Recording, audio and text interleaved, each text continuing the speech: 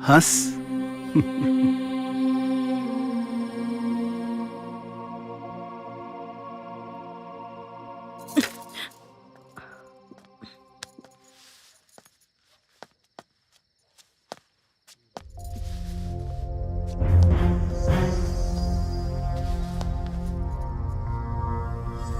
अरे अरे, हे भगवान, रवा शराब पी के आयल बानी? शराब ना पियती तो जहर पी लेती। हमार तो जिंदगी बर्बाद हो गई बा। जितना भी पैसा रहे ओके मिल बनावे खातिर जमीन खरीद लेनी, बैंक से कर्ज लेके मशीन भी ले लेनी। अभी और मशीन ले आवे पड़ी तबे काम शुरू हुई और बैंक भी कर्ज देवे से मना कर दियलस। हम का करी सीता, हम का करी?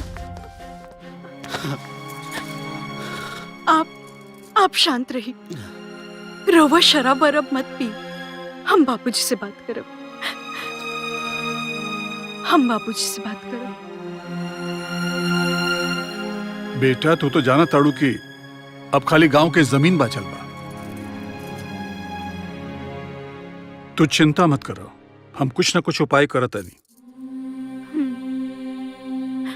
ठीक बा बाबूजी।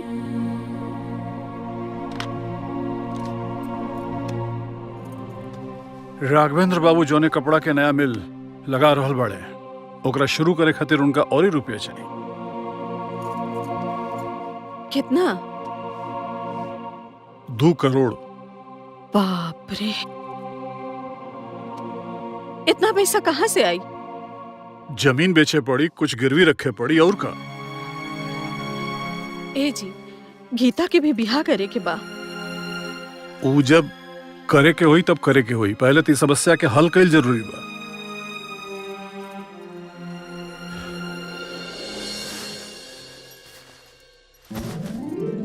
मिल के काम शुरू होते आपके एक एक पैसा लौटा दें पापा जी।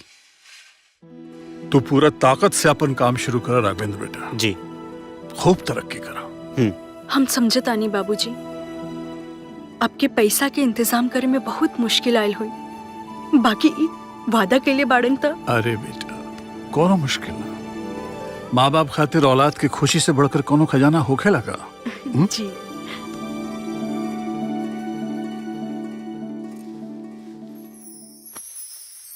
आकाश, ना जाने का करत होकबा तू कुछो कर, हमार याद तो जरूर आवत हुई तो के।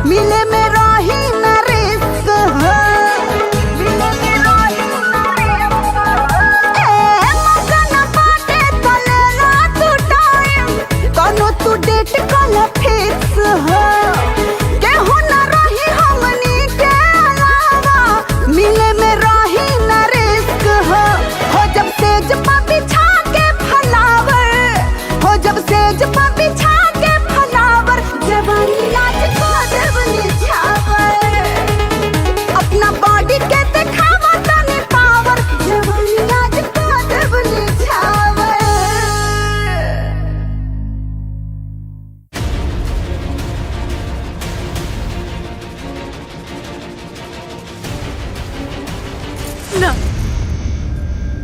ये हमसे ना हुई। अरे दिमाग से काम ला दुल्हन, सब बढ़िया हो रहल बा, मिल भी चालू हो चुकल बा। अरे कच्चा माल खरीदे के और तनख्वाह देवे के 1 करोड़ रुपया की जरूरत बा, समझा? हम बाबूजी से और पैसा नहीं के मांग सकत। तू समझत नहीं खुशीता, सिर्फ एक बार अगर माल बाजार में आ गई ना तो पैसा के बरसात हुई, पैसा बरसी, फिर उनकर हमनी के सारा कर्ज दे देबे के। तू सिर्फ आखिरी बार उनसे बोल के देखा। हम बोले तो अपना आपकी बेच के भी पैसा ले आई है, बाकी अब हम उनकरा से नहीं की कह सकत, नहीं की कह सकत।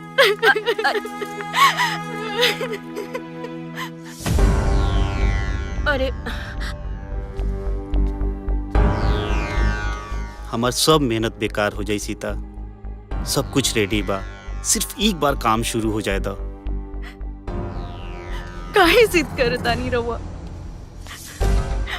3.5 करोड़ रुपए तक दे चुकल बाड़े हमारे बाबूजी। इतना पैसा वो कहाँ से ले आयल हुई है, ये सोच सोच के हमार जान जाता, और वो कहता नहीं कि और मांगा। ये आखिरी फैसला बतौर। बिल्कुल। अब देख तुर का हाल होता है।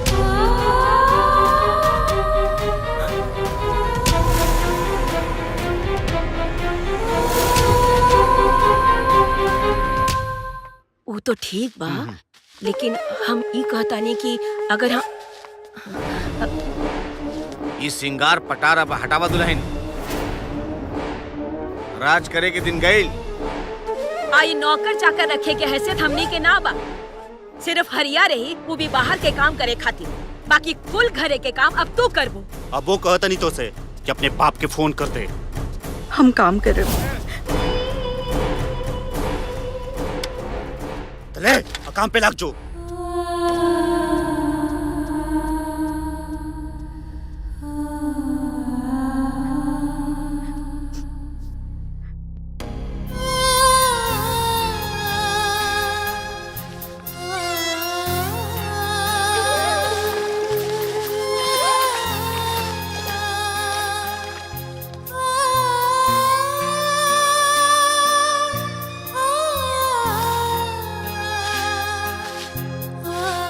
दुल्हन लाओ हम लगा देव झाड़ू, हम के दा।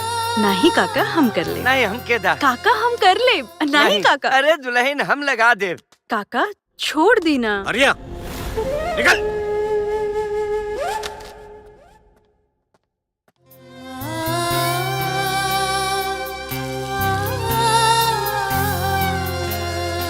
ले और ले, और ठीक से धो एक रख। जी अम्मा जी।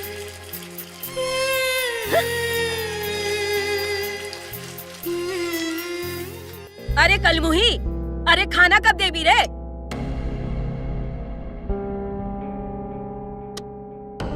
परोसी के तोर बाप परोस। जी।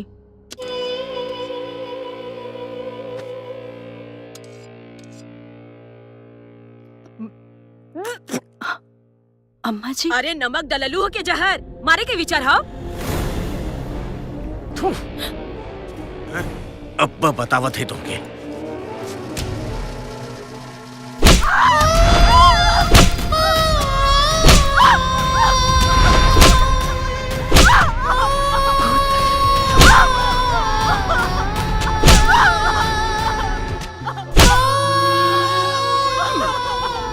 एक करोड़ और ही?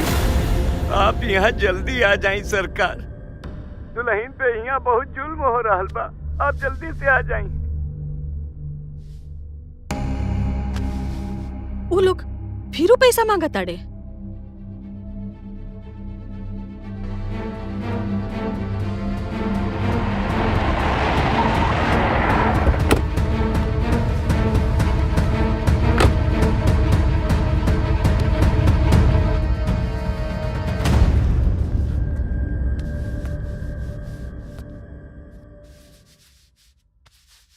सीता,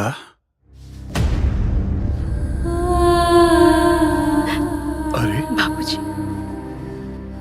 अरे का हाल हो गिल बता, के मरलस तारा? ओ बाबूजी, हम गिर गए रहनी। अरे अरे हम ऐसे ही अपन बेटी के विदाई कैले रहनी हाँ। अरे का हाल बना दिल बड़ा फूल जैसा हमार बेटी के। इतना भड़की मत बाबू साहब, हमने की हैसियत नहीं के घर में नौकर रखे गए, तो घर के काम दूसर के करी। ये घाव घर में काम कैला से लागल बा।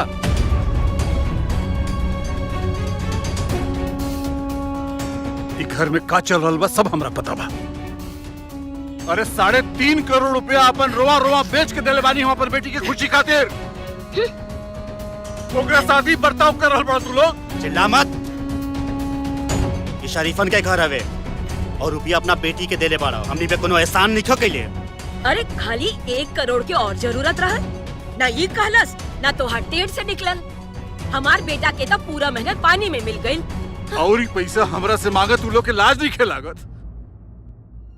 हे भगवान, ये कौना घर में अपन बेटी का ब्याह कर दे। अरे शुक्र करो कि तोरा करिया कुरूप लड़की से ब्याह कइले नहीं तो खबरदार। हमरा बाबूजी अगर इतना अफसोस बा हमार बेटा से बिया कैला के, तो ले जा अपन लाडली के अपन घरे और फिर बाप बेटी कब्बो ना अपन शकल दिखैया हमनी के। चलो बेटा चल चल।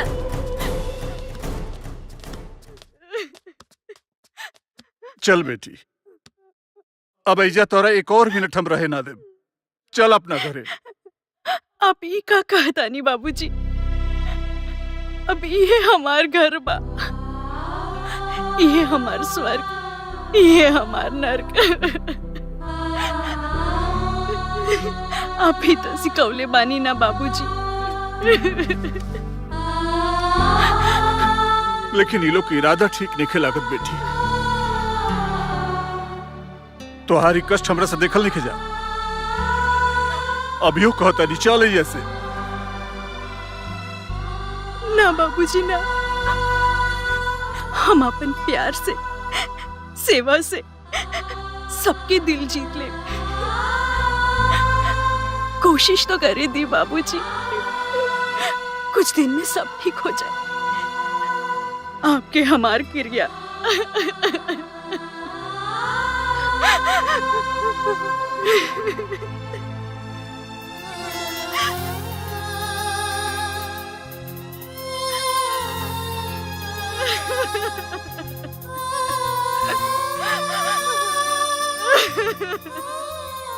हम पता लगोले बानी, वो बुढ़वा के लगे हवेली छोड़ के अब कुछ नहीं किए। ओकर औकात आज 1 रुपया के लायक भी नहीं खे। अरे हम तो सोचत रहनी कि बुढ़वा ले जाई अपन लाडो के, लेकिन ई हरामखोर एजा रुक गई हमार छाती पे मूंग डरे खातिर। अब तक कुछ तो ऐसा करे के पड़ी कि सांप भी मर जाए और लाठी भी ना टूटे। सही बात है, कुछ तो करे के पड़ी।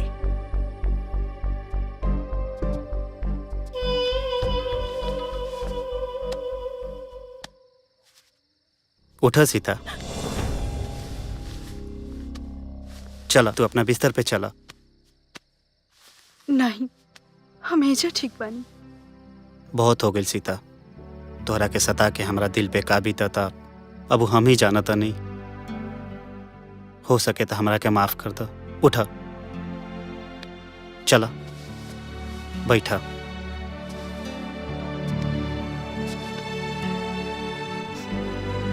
तोहरा के तो हम अपना जान से भी ज्यादा चाहे नहीं। गुस्सा तो खाली तोहरा बाप से रहे और हम जाना था नहीं कि तू हमके दिल से चाहे लो। बोला चाहे लो ना? तब काहे हमके इतना दुख देवी नहीं आप? हम बताओ नहीं ना, गुस्सा तो खाली तोहरा बाप से रहे। वो पैसा तो जरूर देलन, लेकिन कोनो खुशी से ना, मजबूरी से। तबे तक घरे आके इतना बेइज्जत करके गइलन सबके। ऐसन मत कही जी, हमार बाबूजी जैसन इंसान दुनिया में क्यों हो नहीं के। वो तो बस यही बात पे तो तू गुस्सा दिला देता रू। तू हमसे प्यार करे लू ना?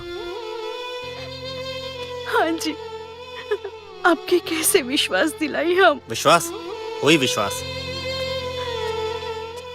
जब तू हमारा बेइज्जती के जवाब अपने बाप के देबू। ला लिखा आई। हमार बाबूजी की हालत तो समझे तानी जी। बस यही बात पे तो तू गुस्सा दिला देता रू। ला लिखा हम जिनको हता नहीं। लिखा लिखा। बाबूजी, बाबूजी हमारा जैसन ताभागन लड़की ये दुनिया में केहू के ना होई जेकर बाप अपना औलाद से ऐसन बदसलूकी करत होखे। लिखा जैसे कि कोई दुश्मन के भी साथ ना करत होखे। हमार तो जी में आवता कि हम अपन जान देती। लिखा लिखा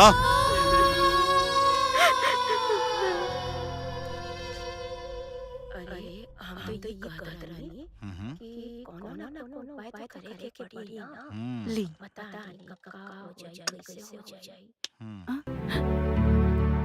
बैठा बैठा ना।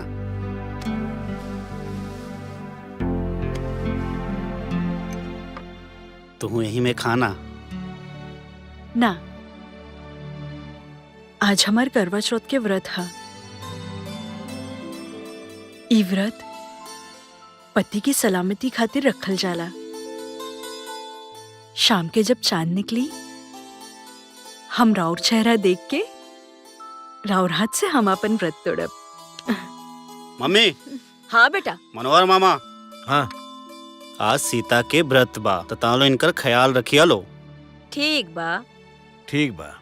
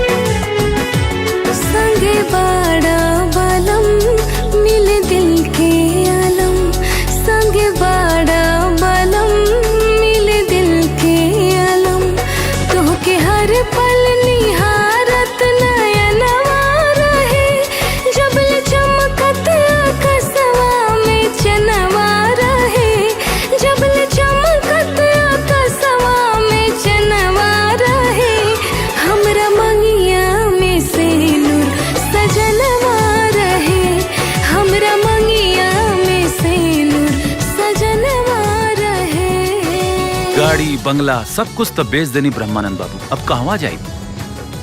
फिलहाल हमरा अपना बेटी के पास पहुंचे के बा। नमस्कार।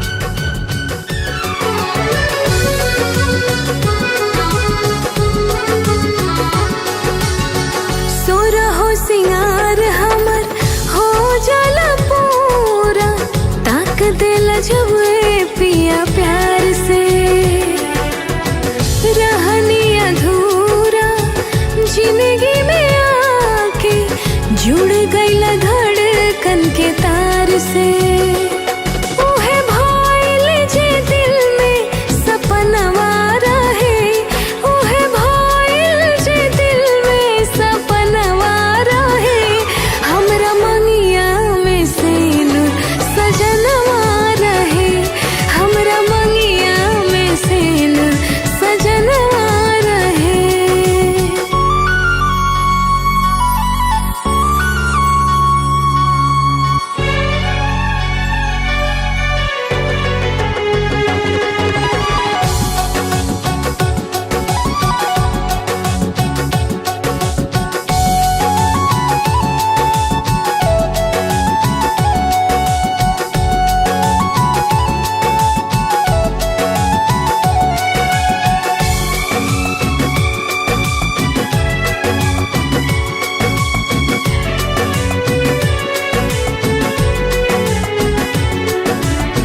रोज देवी देवता पिया जी मनाई, कबहू न छूटे तो हर साथ हो। एक जन्म का जन्म जन्म ले रहे जुड़ल हाथवा से हाथ हो। कब टूटे नया टूटे बंधनवा रहे, कब टूटे नया टूटे बंधनवा रहे। हमरा मंगिया में सिनुर सजनवा रहे,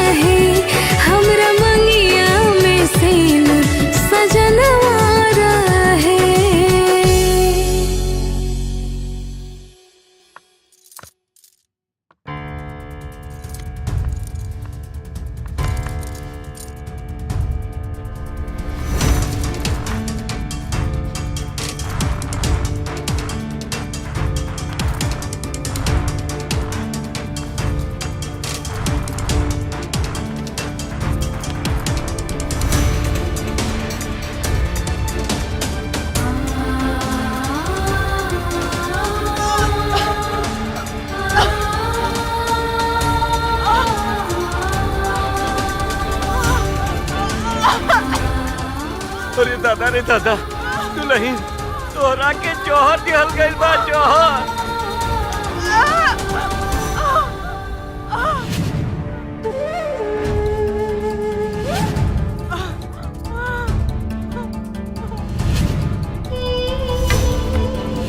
आप अपन जान बचाई दुल्हन, भाग जाई यहाँ से, भाग जाई।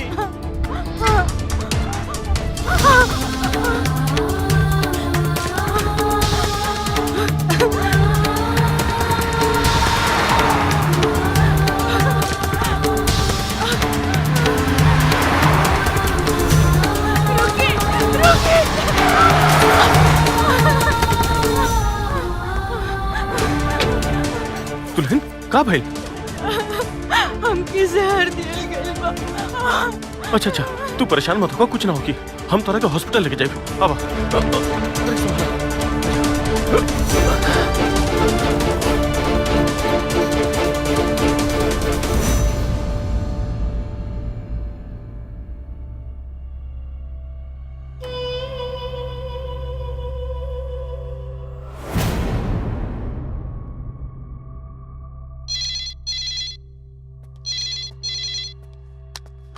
हेलो, के है? जरा दीदी से बात करवा दी। हम गीता बोलतानी। गीता? तो हर दीदी ते करवा चौथ का व्रत रख ले बाड़ी। हेलो गीता, गीता हमके बचा ले गीता। हेलो, हमके मार डाली गीता। ये हमने के तो फंसा दी। Hello, hello.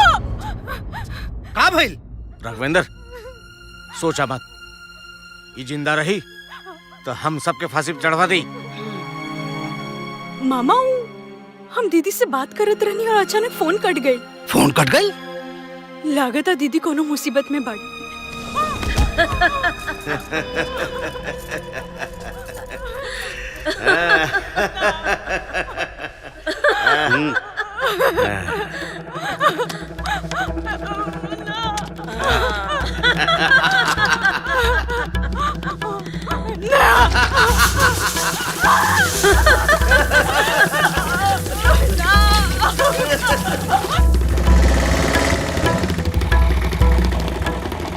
लो बाबू।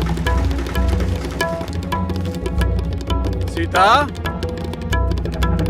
सीता, सीता बेटा, अरे देखो ये रुपया हम लेके आइल बानी बेटा।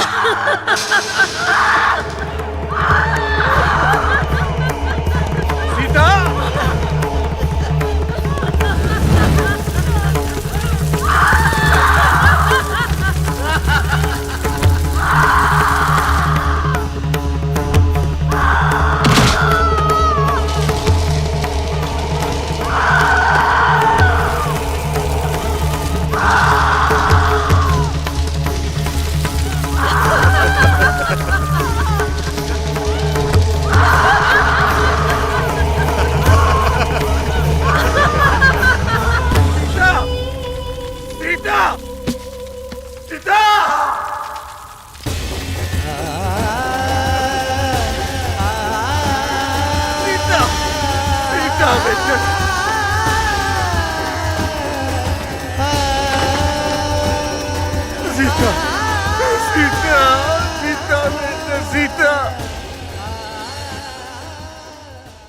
हमरा ई ना मालूम रहे कि हमरा घर में राक्षस बाड़न सन।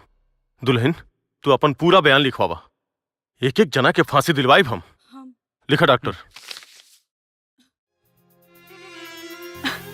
जब जहर काम ना कैल तो वो लगाम के मट्टी के तेल डाल के जरा देले।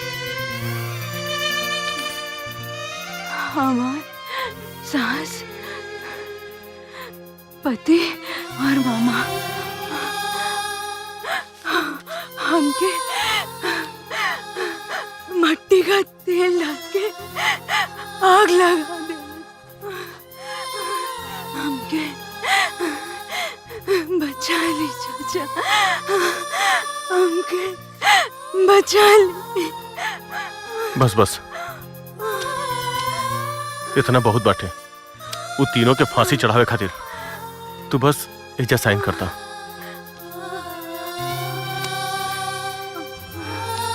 हैला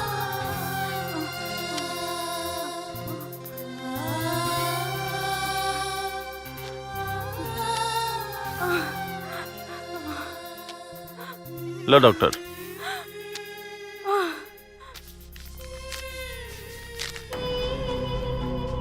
बचा ले चाचा, बचा ले। तू धरा आई। अब नया बयान लिखा कि सीता अपन किचन में खाना बनाते रही, गैस लीक हो गई और गलती से साड़ी में आग लग गई और ये जल गई।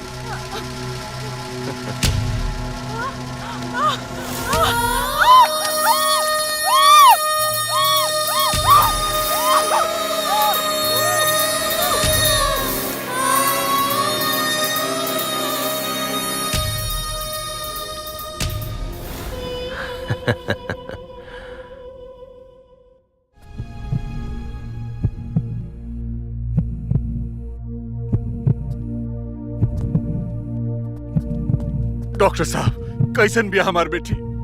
ठीक बिया नु? सॉरी ब्रह्मदेव जी, मैंने बचाने की बहुत कोशिश की लेकिन बचा नहीं पाया। सॉरी।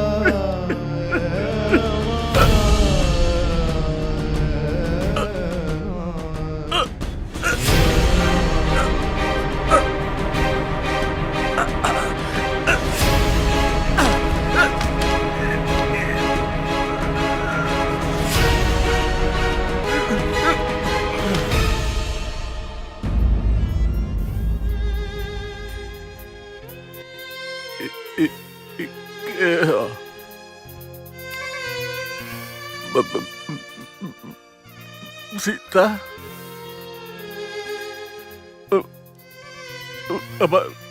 बच्ची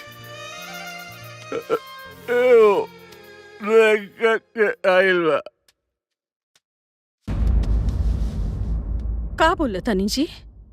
के आइल बा? बेटी सीता आइल बिया।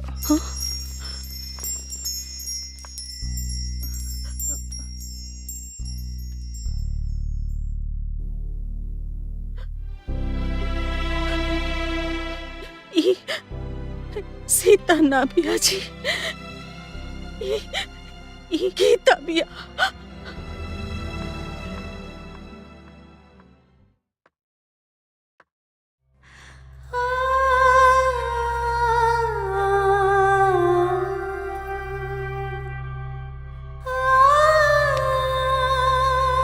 बाबूजी,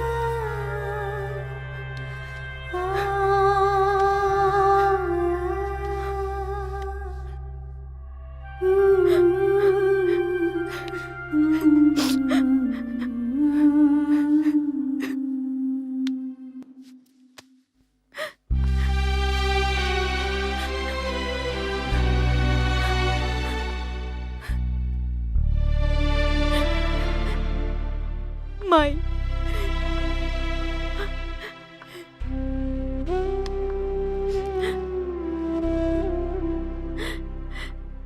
केहू के घर चले, केहू आग तापे, ई ना हो सकेला। जिंदा जलावल गई बाड़ी उमाई।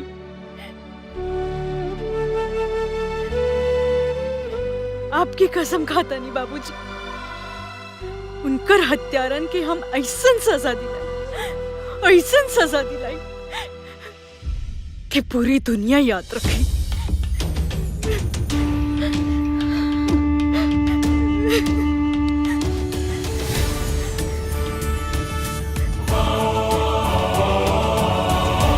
राघवेंद्र, हम आ रहल बानी। हत्यारा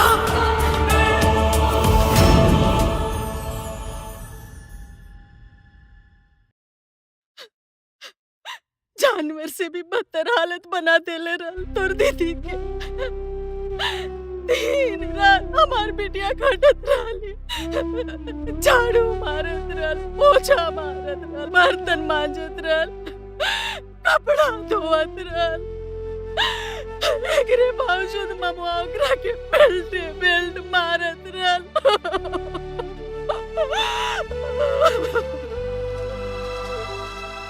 ये दस्तखत आपकी बहन का है?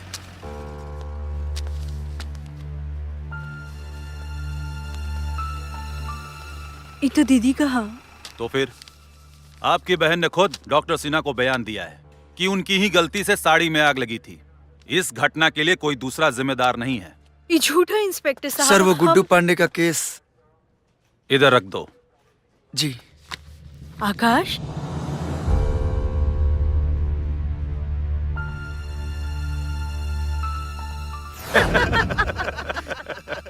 सीता के केस ना अब दुर्घटना साबित हो गई बा। अब केस हमेशा खातिर बंद। अरे वाह, तो अब तो राघवेंद्र के दूसर बिया के बाद चलावल जा सकेला। 100% चलाई, कोनो दिक्कत नहीं के। अब के रोक सकेला? अभी फिर से दूल्हा बनी। यही बात पे हमारा हाथ से मिठाई खा ली। अरे का बात और रघुआ लोग खाए। जी हाँ डॉक्टर सिन्हा। अच्छा,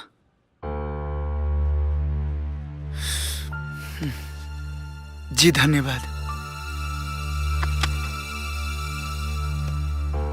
तो हर दीदी डॉक्टर सिन्हा के खुद बयान लिखवेले बड़ी कि उनकर मौत उनकर गलती से भइल बा।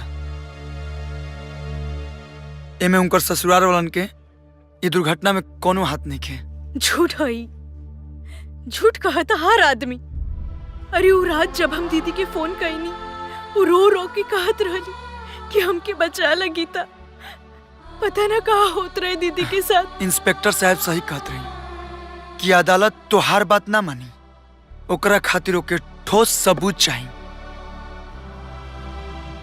बात तुम्हारे पास? तो ई कहा ना तू कुछ नहीं कर सकत।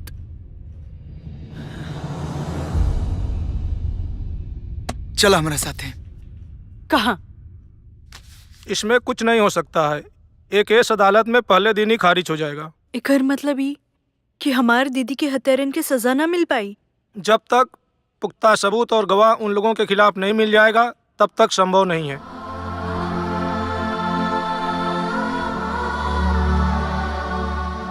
ठीक बा वकील साहब, अब हम तब्बे आई जब हमारे पास सबूत और गवाह दोनों हैं। चला।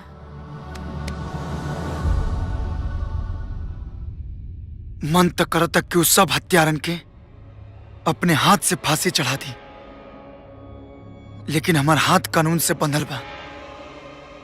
बिना सबूत और गवाह के हम बेबस पानी। तो सबूत कहाँ से मिली बताई हमके, हम लेके आई। सबूत और गवाह खातिर होकर घर में घुसे के पड़ी। लेकिन राघवेंद्र तोहरा के अपना घर में काहे घुसे दे? घुसे दी मामा, ओकरा खातिर चारा फेंके के पड़ी, दौलत के चारा। और वो सारा दौलत ता वो ले गई हत्यारा। लेकिन अब हमरे पास कुछ पैसा बा। गीता, तोरे बिहा खातिर बस ये बचा के रख ले रहने। इहो ले जो।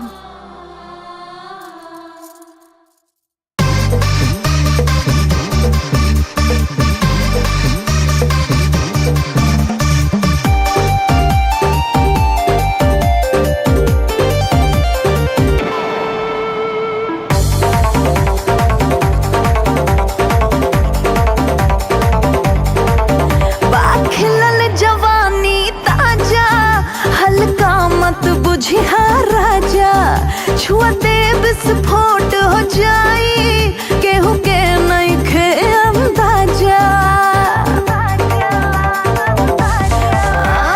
खिलल जवानी ताजा, हल्का मत बुझिया राजा।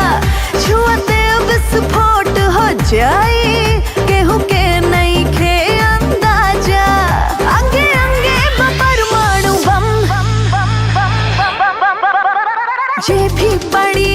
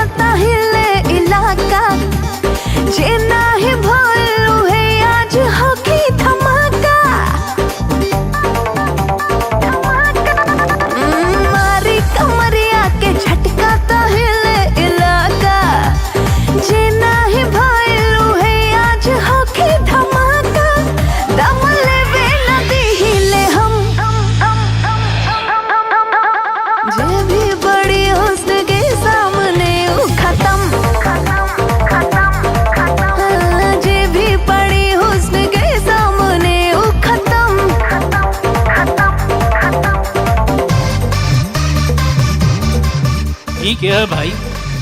मुंबई के खरबपति बिजनेसमैन सिंघानिया का बेटी है टीना सिंघानिया।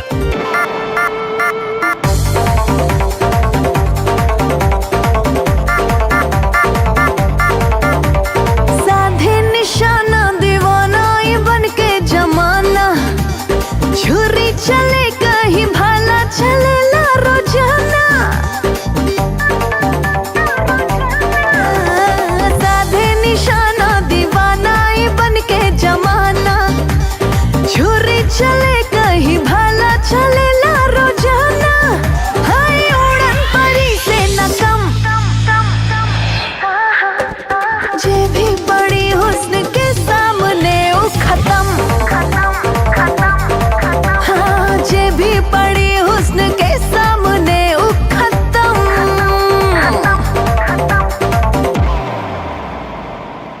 अच्छा तो पेपर मिल खोले आइल बाड़ू तू एजा?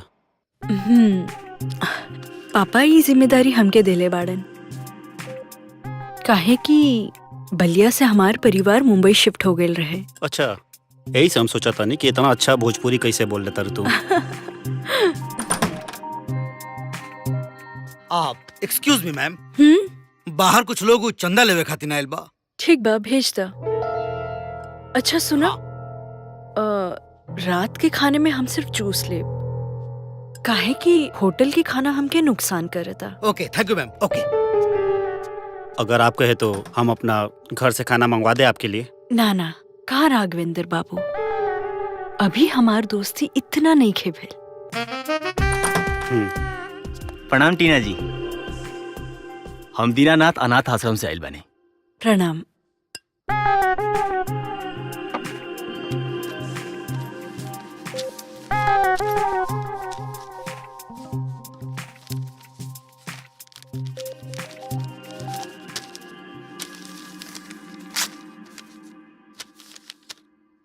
बाप रे, 11 लाख! रउआ तो महान बानी टीना जी, हम जितना सुनले रही ओहो से बढ़ के बानी। राउर बहुत बहुत धन्यवाद। प्रणाम। प्रणाम।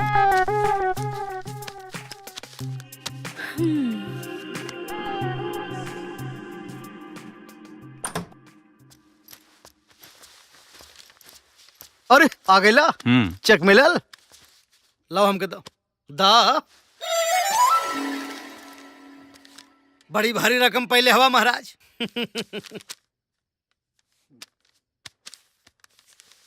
लीजिए। बस 500? 500 पूरी रात नौटंकी में चिचियाला तो कितना पावेला? 300। ये हवा 5 मिनट का 500 पावत हवा, कम हो। चलो निकलो निकलो। अब हम जाएं? हाँ हाँ जा। हम कहाँ से आयल बनी? तू कहाँ से आयल हुआ? तू विधवा आश्रम से आयल हुआ हो? जी। जा जा जा जा।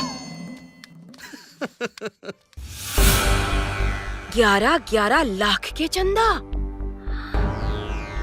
अनाथालय और विधवा आश्रम के? खरबपति बाप के इकलौती बेटी है मामा, कहीं उसे हमार चक्कर चल गई ना तो माला माल हो जाए कि हमनी के। जादू चलावा बेटा, कुछ जादू चलावा ओकरा पे। हाँ, अच्छा।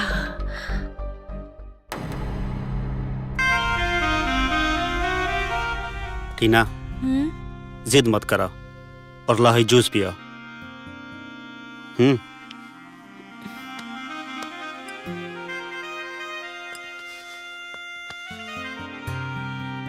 कितना ख्याल बतो के हमार।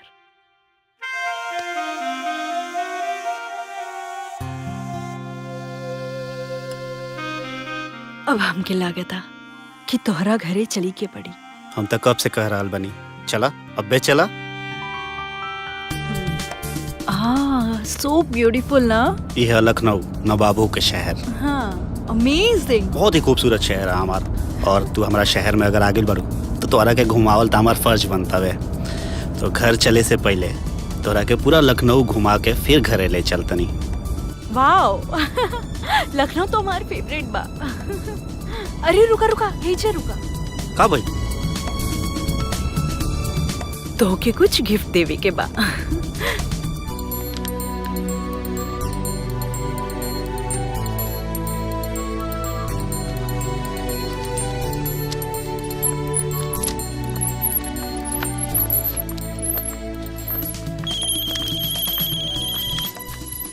मम्मी चिड़िया फंस गई बिया, घरे लेके आवत नहीं। स्वागत के तैयारी करा लो।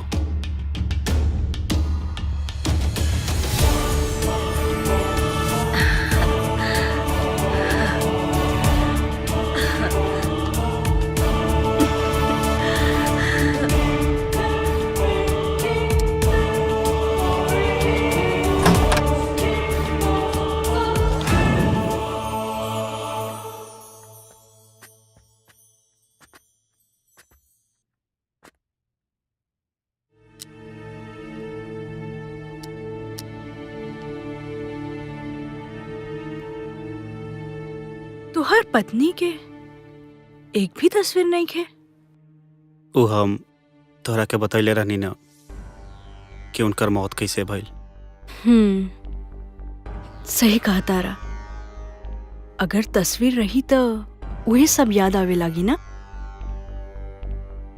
हाँ यही से। अच्छा हाँ, वो सब डील तो हो गइल बा। हाँ। अरे यहाँ बारू तू? ना डैडी, राघवेंद्र तो हमार बहुत अच्छे से ख्याल रख ले बा। अच्छा ली, आप खुद ही उनसे बात करी। डैडी। प्रणाम अंकल जी। खुश रहा खुश रहा। का हाल में बेटा? अरे ऐसन कौन जादू कर देला हवा हमारी बिटिया पे कि जब देखा तो हरे तारीफ कर रहल बाड़ी। अंकल जी टीना खुद इतना अच्छा है कि क्यों क्यों बुराई ना करेली। अच्छा माने तू इतना तारीफ कर रहल बड़ा? ए बेटा देखा, बात हम सीधा सीधा करीला। अगर तोहन लोगन एक दूसरा कितना पसंद हवा तो फिर बतावा, आ जाते तोहरे घरे बात आगे बढ़ावे खातिर। बात बढ़ावे मतलब? अरे बाप देखा, अब टीना हमारे इकलौती बिटिया है इनू, उनके साथ ही उनके मनपसंद लड़का से न करब। अंकल जी अब एबे हम का कहीं? कौनो बात ना। देखा अब हम टीना से बात करब, अगर वो हाँ बोली है तो हम तोरे घरे आ जाए। ठीक बा? हाँ। ओके। ऐसन का कही देले बड़ू अपने डैडी से? वो तो हमनी के ब्याह करावल चाहता रहा। सच कही टीना, हम तो के दिलो जान से चाहे लागल बानी। अगर हमनी के शादी हो गई ना, हम तो के इतना खुश रखम जितना आज तक कोई भी पति अपना पत्नी के इतना खुश ना रखले हुई।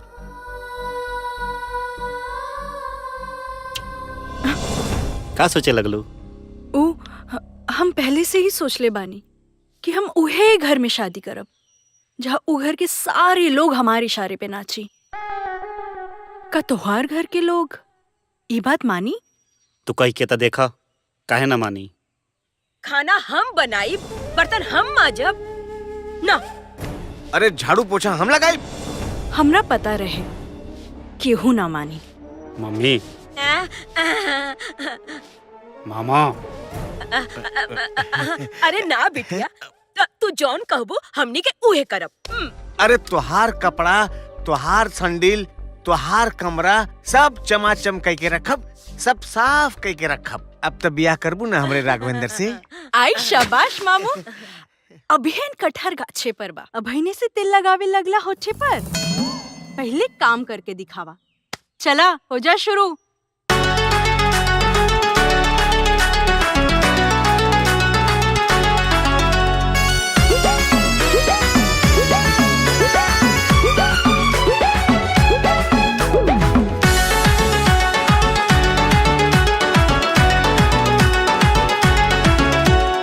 काहो का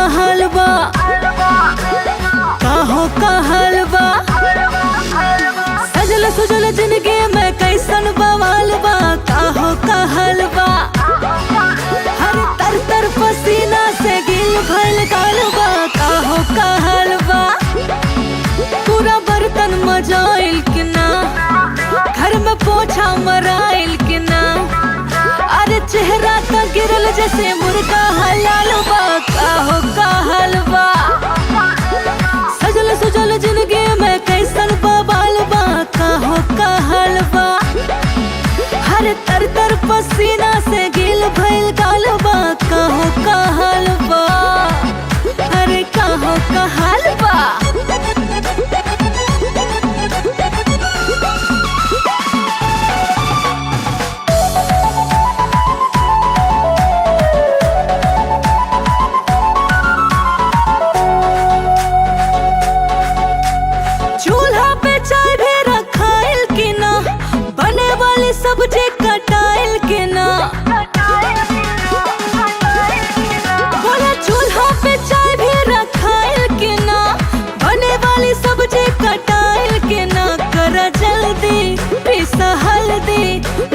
तनिको केहू के सुसताए के बा नाही सुसती चाहे फुरती काम करे के टाइम ना खाए के बा हबर हबर हफरेला हफनी कमाल बा काहो कहल बा अरे तर तर पसीना से गिल भइल गाल बा काहो कहल बा काहो कहल बा काहो कहल बा।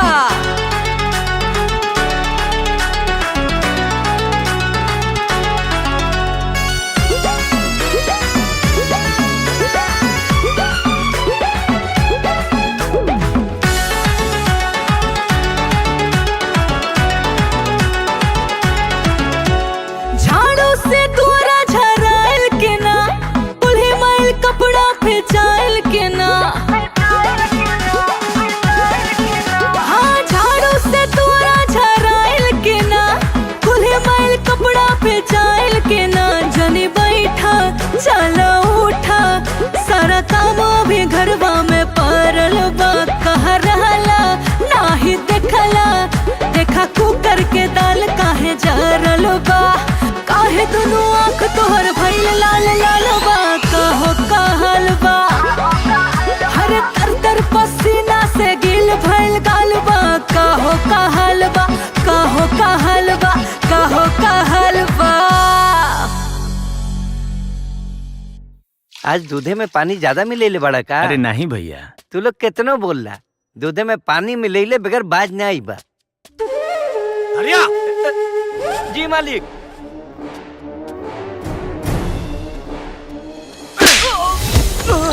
तोहरा के कितना बेर बोलनी कि बाहरी आदमी से बात नहीं खे करे के, लेकिन ना मन ले ना मन ले ना मन ले मालिक को ऐसे ना माफ कर दी मालिक। मालिक बेल्ट से मारे में तो की बड़ा मजा आवेला ना। ले आज तू मार खा।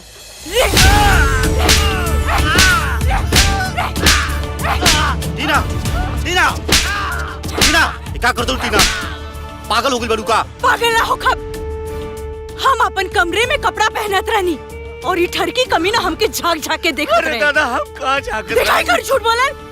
राघव तू अभी ई सुअर के बच्चे के मारा ना था हम घर छोड़ के जाता नहीं। हाँ अरे इतना गंदा काम करे में तारा शर्म नहीं मामा? बोला मत मारा छोड़ जोर से मारा। मार मार मार। हम जाता नहीं। रुको टीना। मामा तारा शर्म नहीं लगता गंदा काम करे? उठा काका। जोर से मारा। अरे लागता जोर से। राहे दे बिटिया राहे दे, केहू देख ली तो। जब तक हम बानी तू एकदम डरिया मत हरिया काका।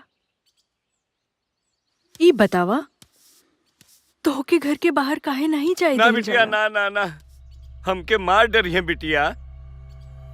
जैसे सीता दीदी के मार देलन सन।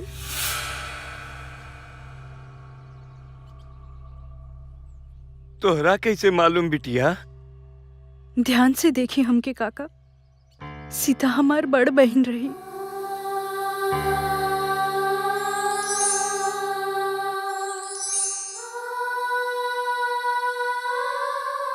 हम तोहरा के सब बात बताओ तानी बिटिया। उ दिन दुल्हन के करवा चौथ रहल।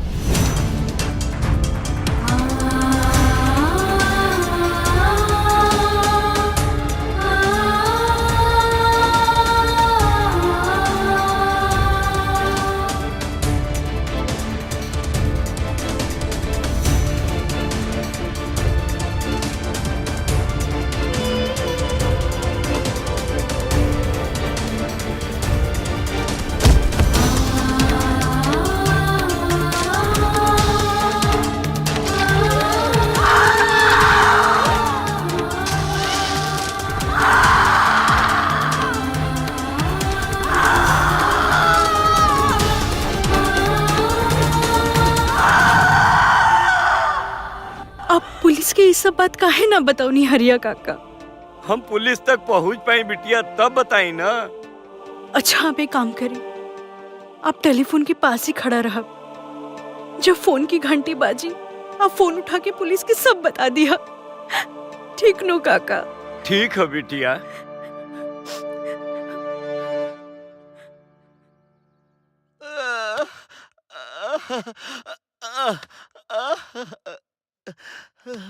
हमनी के ये इम्तिहान कब तक चली बेटा? बहुत हो गए राघवेंद्र, अब जॉन करके बस जल्दी कर। हम ये कल चाहता नहीं मामा, लेकिन वो अपना कमरे में ही नहीं खे। कहा? अगर कमरा में नहीं खे तो कहाँ भी आ? गीता तू गवाही दिवा दा, हम अभी के अभी पूरा परिवार के गिरफ्तार कर ले। कहाँ बगवा?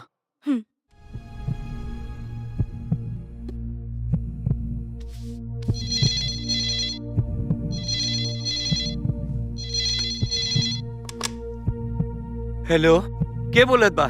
हरिया काका, हम गीता बोले तानी। अच्छा, वो दिन जवन तू हमके कहत रहला वो सब तू इंस्पेक्टर साहब के बता दा। तो ठीक बा, दरोगा साहब के फोन दा। हाँ हाँ हाँ, ला। हाँ, का भेल रे सीता के साथे? सीता दुल्हन के ऊ लोग। हेलो हेलो,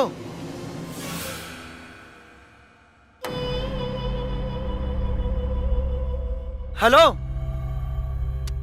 का भाई? फोन कट हो गई। कुछ तो गड़बड़ बा। आकाश, तू फौरन वही जा पहुंचा। हाँ।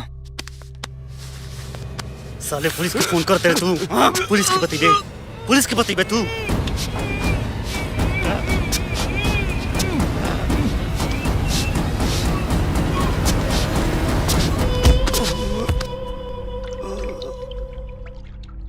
अरे ये तो मर गई।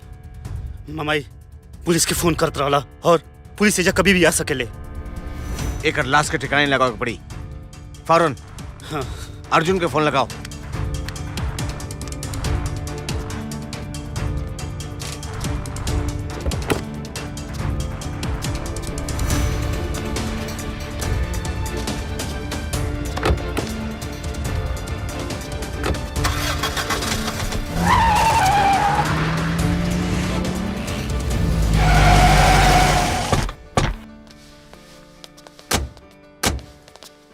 केकरा से मिले के बा?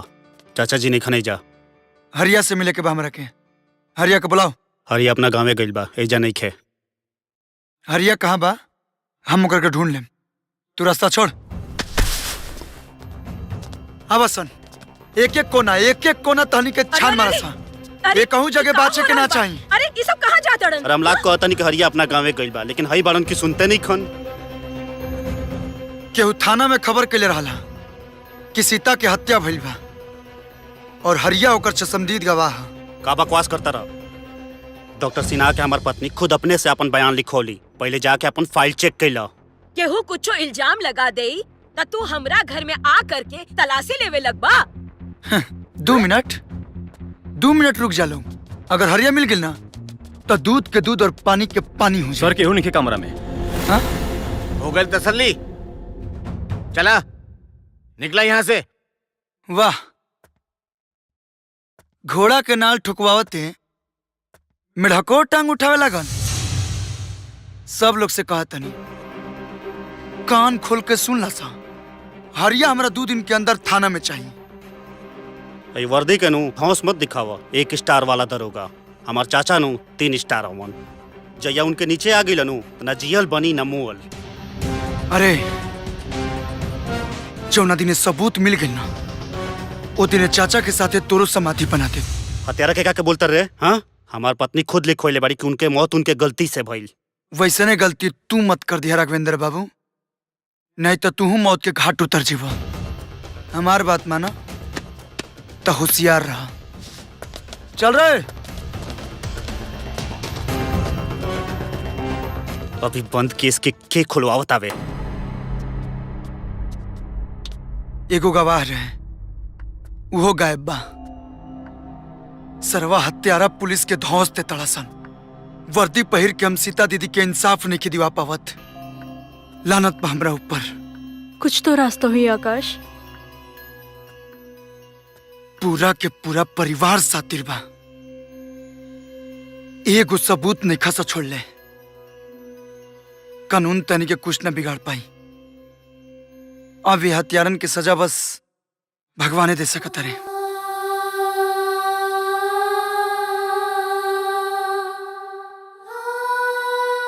हाँ,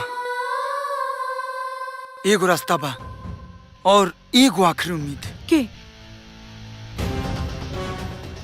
डॉक्टर सिन्हा। डॉक्टर सिन्हा अब उहे कुछ उगल सकता।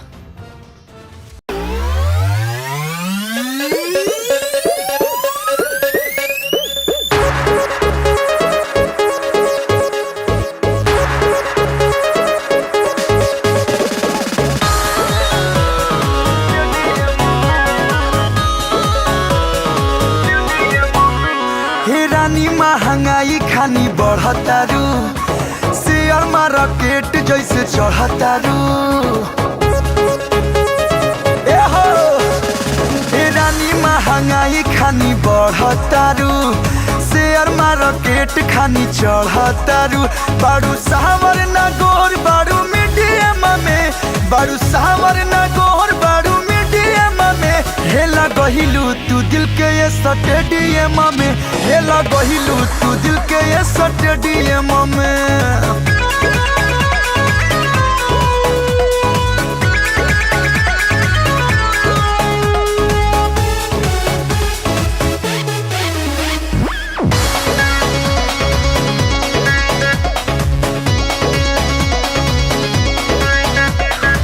ब्यूटी का महल बाटे, होठ लाल लाल बाटे, कीड़ा करे जावा में काटे हो।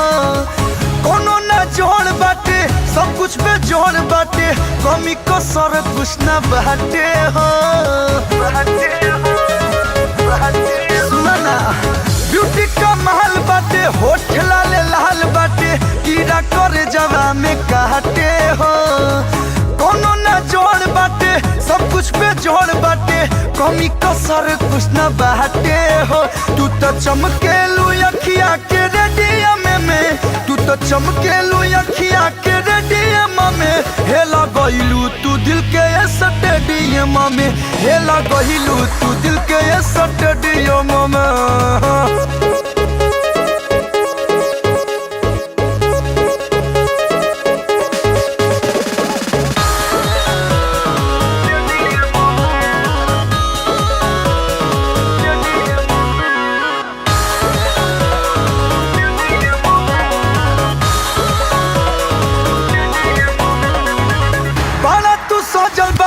जैसे कि बनल बारू लाखों में एक बीस बीच के, मजा के चाख ली मन करे राख ली, संगे में सेल्फी एगो खींच के। Please give me selfie.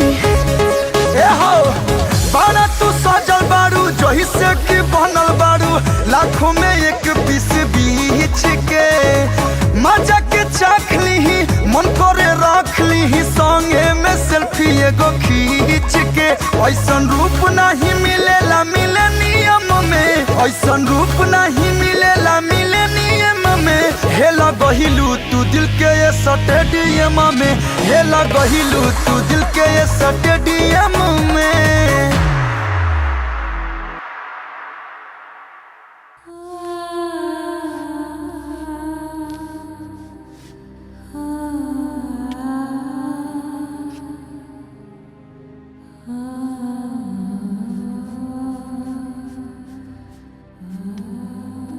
थोड़ा सा और।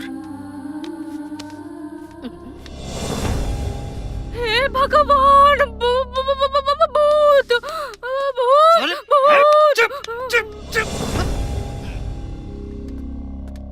सीता, हम है माई गीता। ई तू सीता के जैसन काहे बनल बाड़ू बेटी? अब हत्यारा सच उगल है सच्चाची। बाबूजी आशीर्वाद दी, हमने जो सोच ले बानी वो पूरा हो जाए।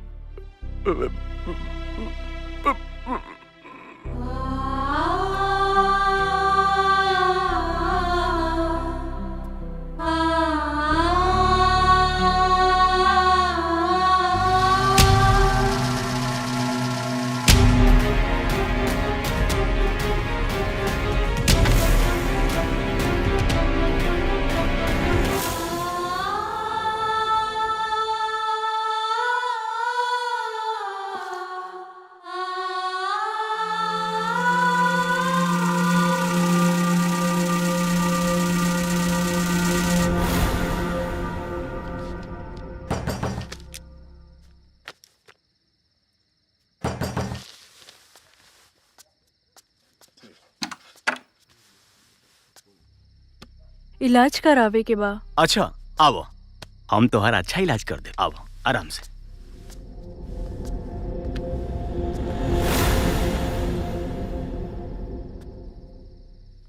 इतना रात के आइल बड़ू, कोनो जरूरी बात बा का?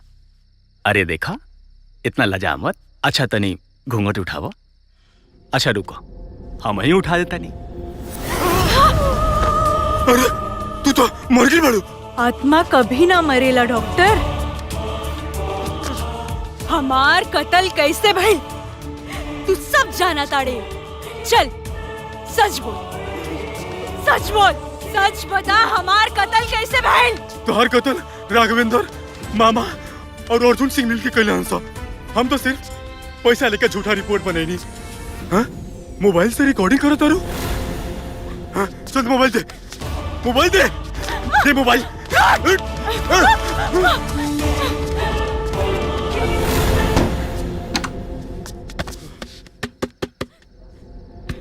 कौन? जल्दी भाग, नहीं तो हम पुलिस के फोन कर देब कि तू भूत पिचास ना हइस।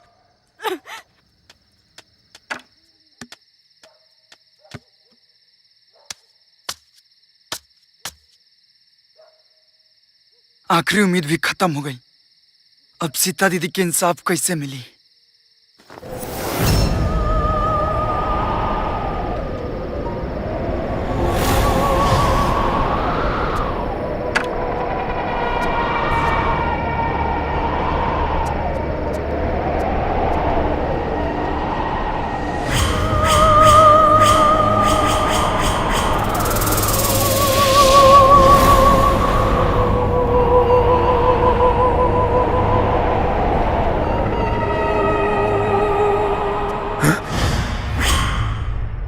अरे अब ती कौन हइस रे? जौना पापी के दुनिया की अदालत सजा ना देवेला ओकरा के सजा देना हम। तू सीता के कत्ल में शामिल रहले और तोर सजा बा सजाए मौत।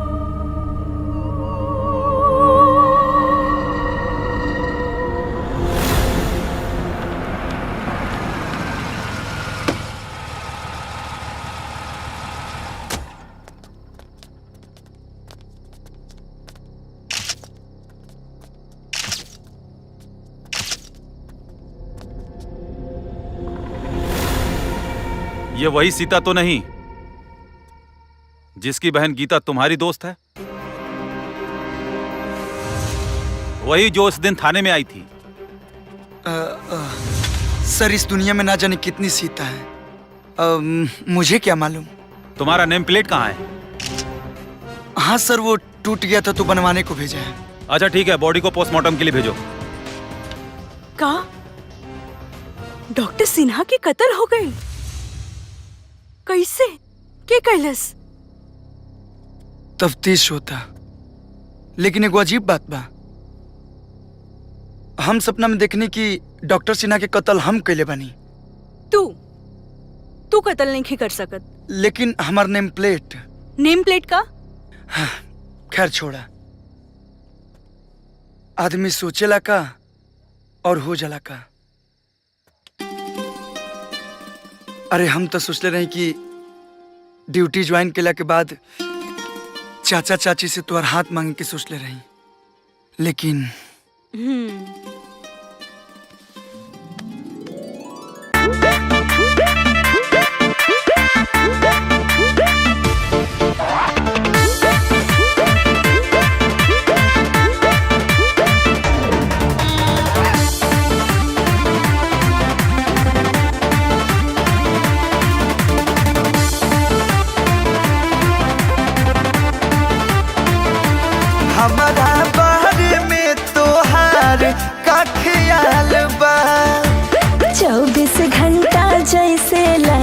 24 साल बा।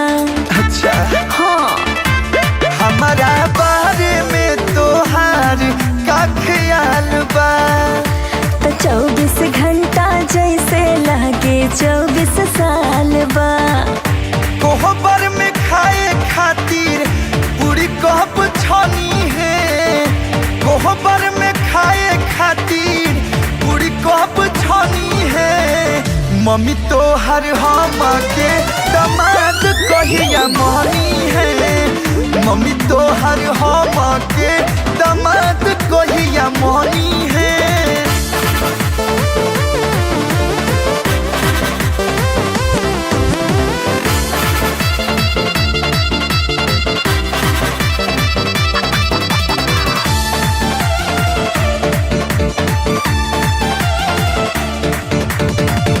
कहियाल राखी दिल बांधी के। रखनी जवानी हम हो छान के। तब कहे होत नहीं लाज बा। घरवा के लोग के लिहाज बा।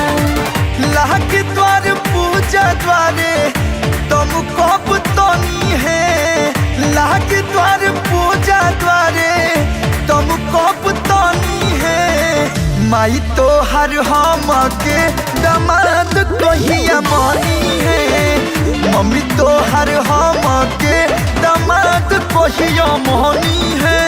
बोला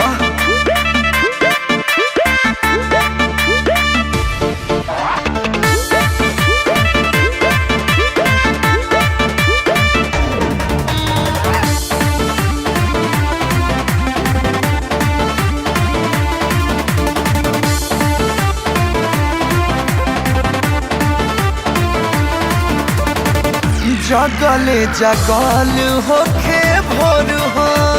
रात भर जवानी करे शोर हो।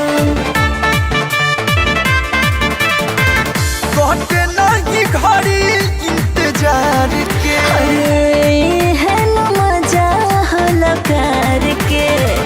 जाने वो मुहूर्त शुभ साइत कब बनी है।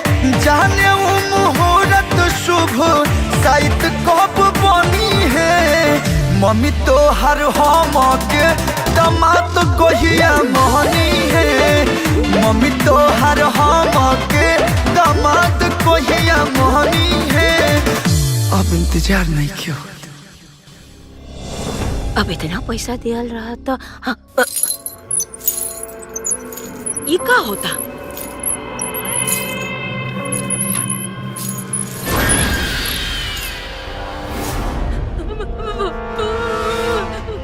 तू लोग का सोचत बाड़ा कि हमार जान लेके हमार बाबूजी के बर्बाद करके मौज करबा तू लोग। डॉक्टर सिन्हा तो मर गए। अब तू लोगन के बारी बा।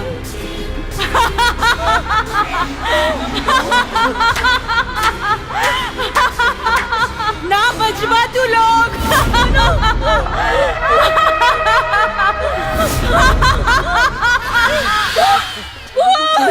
मम्मी मम्मी का भाई भूत कहाँ बा भूत कहाँ? अरे मम्मी पागल हो गई बड़ू का? मम्मी मामा पागल हो गई बड़ा का? मम्मी मम्मी ठीक बानू? हे बाबू हमरा के बहुत डर लागत बा। पता न कौन हमनी के जान के पीछे पड़ल बा। जो कोई भी बा ओके सामने तलावे के पड़ी न चाचा जी।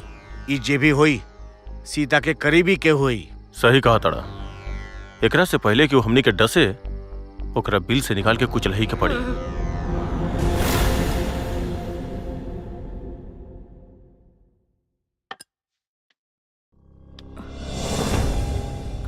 हमसे इतना दूर दूर काहे भागे लूटी ना? अभी हमके काम के टेंशन बा राघवेंद्र। और वैसे भी बुधवार के पापा आ जाइहन, ओकरा बाद हमनी की सारी दूरी खत्म हो जाई। आज ताजा सब्जी मिल गई ना? हाँ अरे अरे अरे अरे छोड़ा छोड़ा बुढ़िया के जब बचाव के बाद अर्जुन सिंह के अड्डे पे भेज दिया गीता के।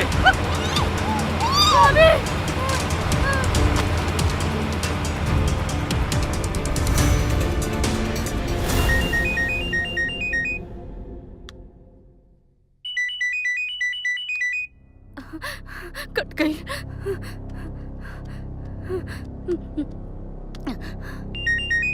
केकर फोन आवे? हाँ, उहे जमीन वाला के। आज पैसा देवे के रहे और देखा ना आज बैंक भी बंद बा। काल दे दिया। जबान जबान होला राघवेंद्र। अच्छा एगो काम करा, हम तो के ना 2 करोड़ के चेक दे देता नहीं, तू हमके 1.5 करोड़ कैश देता। 1.5 करोड़? इतना तो हो भी करी ना तोहरे पास कि हम केहू और से मांग ली। ना ना बावन हमारा पास, हम देते नहीं ना तोहरा के 1.5 करोड़।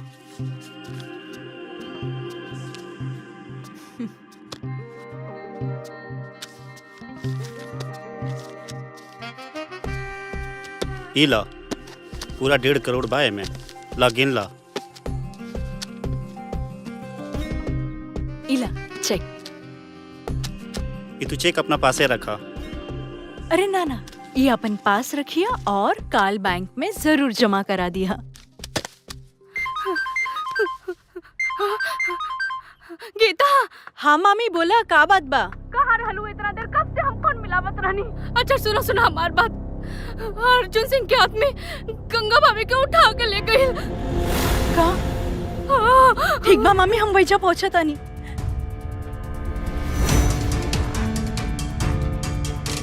हेलो आकाश, अर्जुन सिंह मायके उठा के ले गए बा। हाँ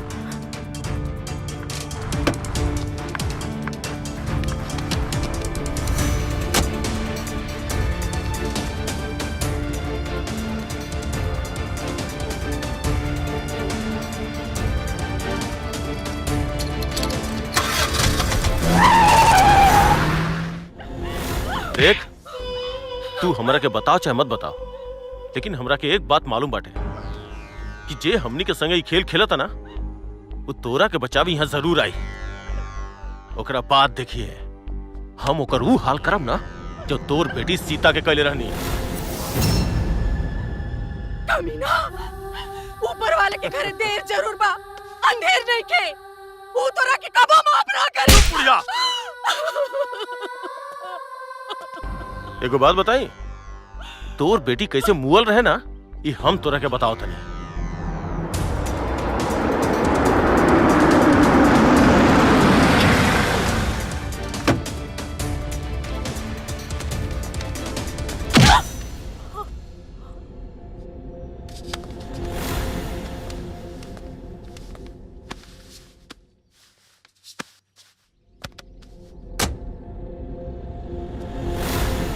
पहले ओकरा जहर दियल गई, उ ना मरा। फिर ओकरा बाद में ओकरा शरीर पे पेट्रोल छिड़क के जला दियल गई। और अब हम तोरा के जलाई।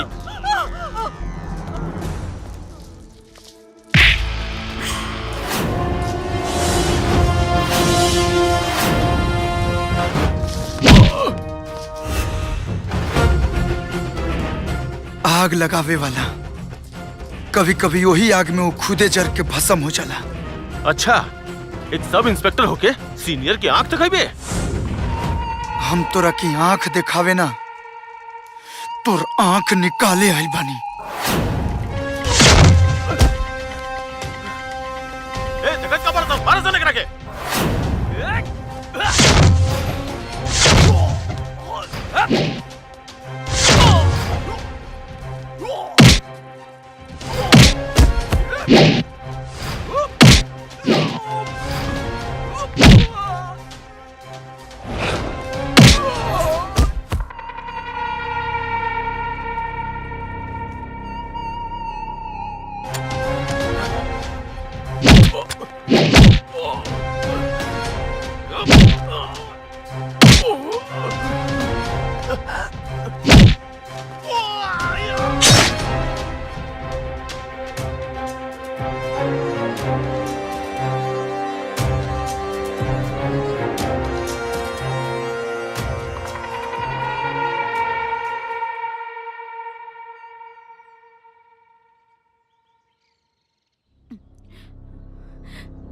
हे भगवान, हमके बेहोश के कैलस। माई माई माई माई माई उठा ना माई, ये सब की कैलस माई।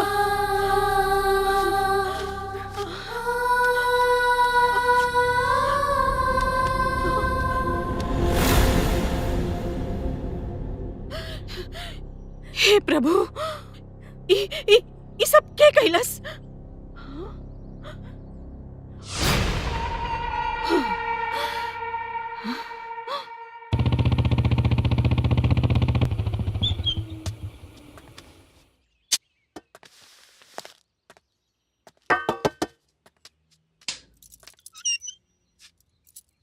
अरे आकाश बेटा, तू? चाची तू ठीक तो बाड़ू ना? हाँ बेटा, हम ठीक बानी। गजब हो गई। वो अर्जुनवा मालूम बा हमके। वैसे गीता कहाँ बाड़ी? गीता तो हमरा के यहाँ छोड़ के तुरंते चल गई। ठीक बा, हम चलतनी। अच्छा। हेलो, का अर्जुन चाचा के मौत कैसे? का बात करता तू? कब और कहाँ भइल? लेकिन ये भइल किसे? अनहर बड़ा का रुआ तो महान बनी टीना जी।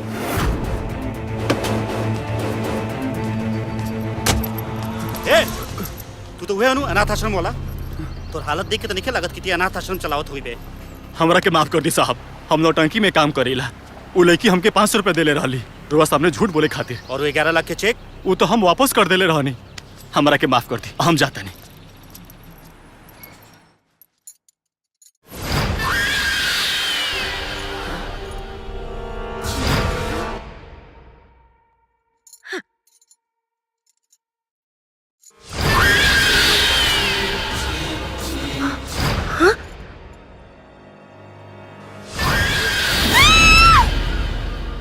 हेलो, सॉरी, हम आपको डिलीवरी नहीं कर सकते। वो चेक बाउंस हो गया है। क्यों? क्योंकि मैडम ने इस चेक पे साइन टीना सिंघानिया के नाम से किया था, लेकिन ये अकाउंट तो गीता सिंह के नाम पे है।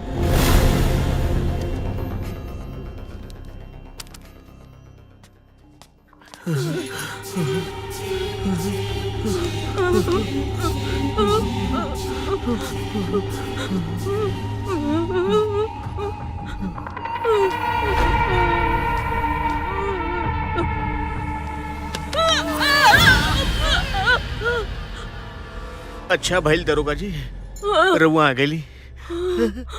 अंदर भूत बा। तू लोग एजे रुका, हम देखा तानी।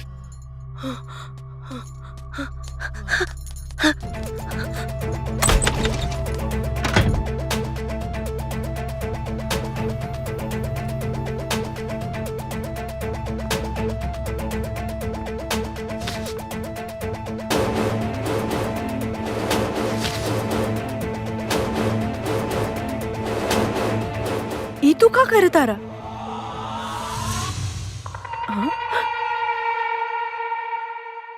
ई तू दीदी जैसन गर्दन कब से खुजावे लगला? चला निकला यहाँ से। अच्छा तोरा पता बा अर्जुन सिंह? हमके सब मालूम बा, निकला यहाँ से।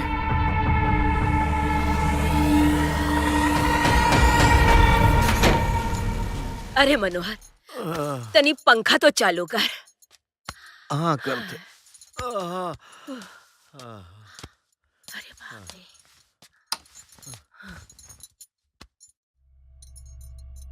लागत लटिए नहीं खे। अरे मेन स्विच जाके देखा। हाँ जा। अरे बाप रे बाप।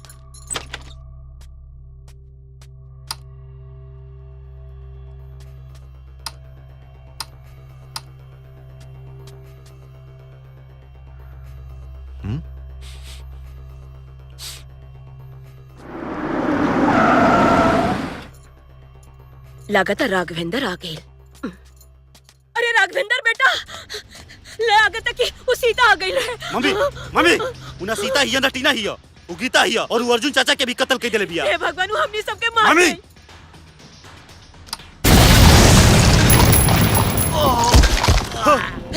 ये क्या हो गई?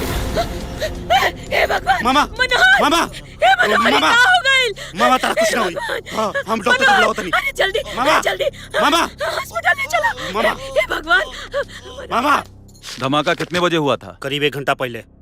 नहीं राघवेंद्र बाबू, आपको कोई गलत फहमी हुई है। पिछले 2 घंटे से आकाश सिंह के साथ मैं यहाँ मौजूद था, इसी थाने में। अभी अभी दोनों गए हैं। अरे आप कैसे बात करते नहीं? वो हमारे चाचा अर्जुन सिंह के भी कत्ल के लिए बिया। कमाल करते हैं राघवेंद्र बाबू, एक कमजोर सी लड़की इतने सारे गुंडों के बीच में आपके चाचा को इतनी बुरी तरह से कैसे मार सकती है?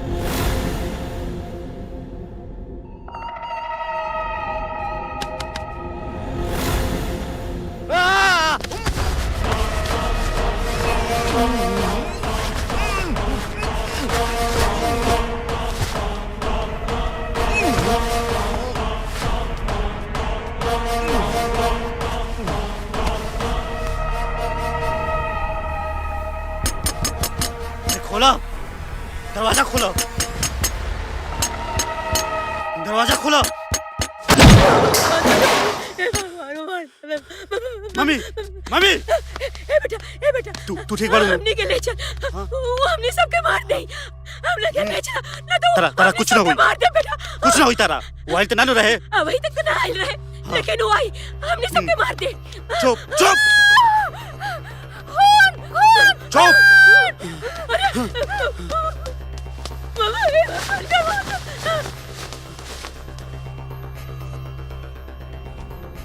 मामा मामा मामा हमनी के माफ कर दा हमनी के पूरा दुनिया के सामने अपन गुनाह कबूल कर ले। बहुत बड़ा पाप भइल हमनी से, हम लालच कहले रहनी।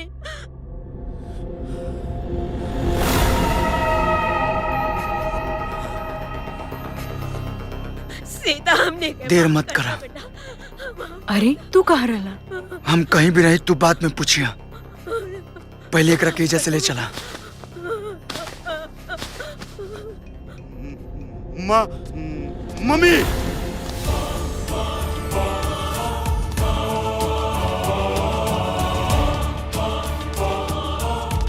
मम्मी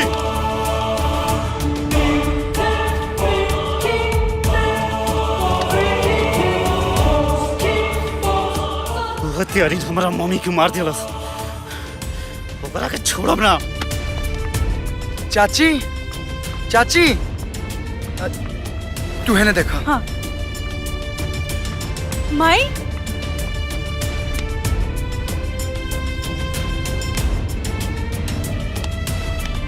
माई नहीं खिलौकत। हेलो टीना सिंघानिया उर्फ गीता सिंह अगर अपना परिवार के जिंदा देखल चाहता रे नो तो डायमंड रिसोर्ट में हो रहल महिला दिवस सम्मेलन में आ जाओ।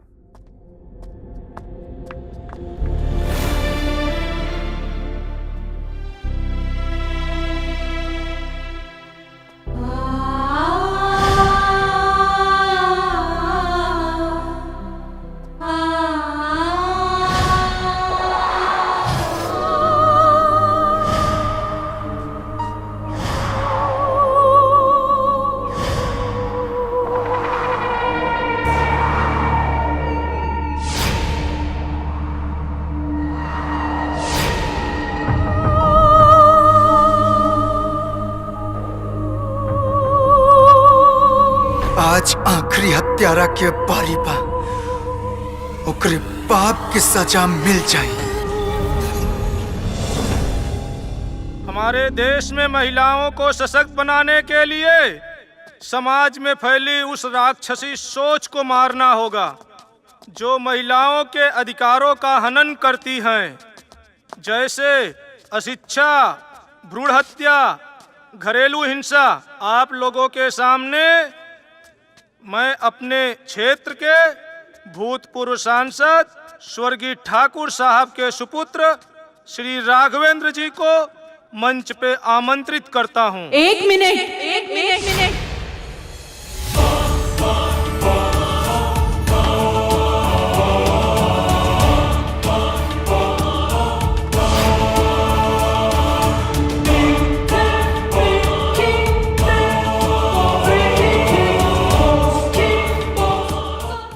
सशक्तिकरण की बात तो बहुत होला, लेकिन का उन पर हो रहल अत्याचार के केहू रोक पाइलस आज तक? माँ बाप अपन लड़की के पढ़ावेला, लिखावेला, पालेला, पोसेला, अपन ताकत से बढ़ के ओकर बिहा करावेला। उ लड़की अपन घर परिवार छोड़ के अपना पति के परिवार के अपना ले ली, अपन सब कुछ उन पर निछावर कर देले। बाकी कुछ दहेज के लालची लोग उ लड़की पे तरह तरह से अत्याचार करेला, यहाँ तक के ओकर जान लेवे में भी ना हिचकिचावेला। एकरा से बढ़ के पाप कुछ हो सकेला का? ओ हत्यारा ये भूल जाना कि ओकर घर में भी लड़की हुई, ओकरे साथ भी ऐसा हो सकेला? का बीतत हुई ओकर परिवार पे? हम ई सब आज यही से कहतानी, काहे कि हम और हमार परिवार ई दुख के भोग चुकल बानी। कुछ महीना पहले आपके शहर में एगो लड़की मर गई रहे, जेकर नाम सीता सिंह रहे। वो लड़की के मौत के लोग हादसा समझ के भूल गए। वो लड़की हमार बहन रहे और ई राघवेंद्र सिंह जी के पत्नी। आज राघवेंद्र की माई खुद बताई आप सबके कि का भइल रहे हमार बहन के साथ।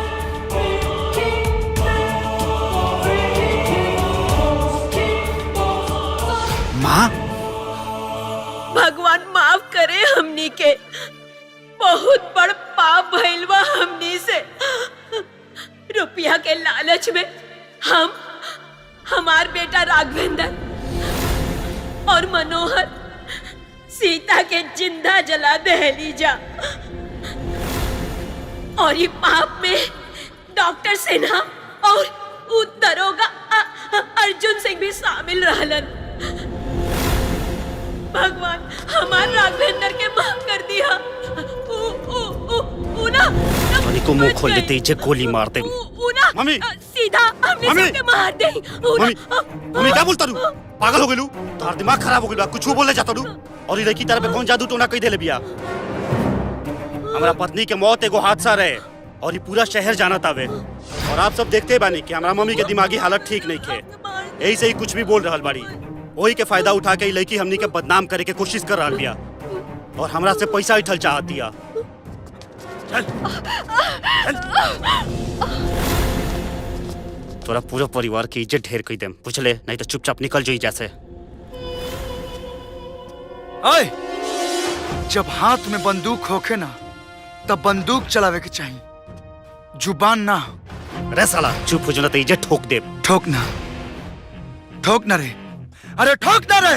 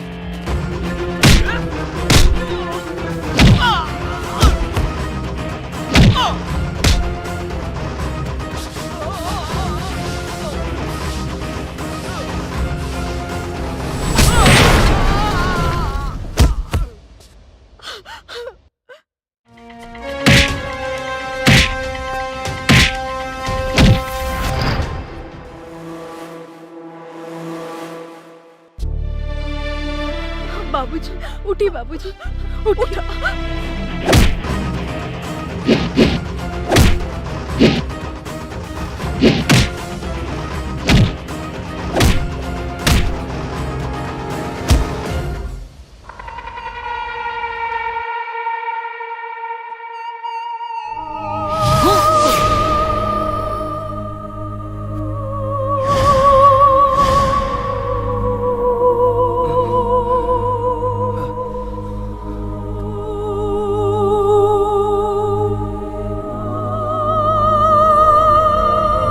सीता दीदी,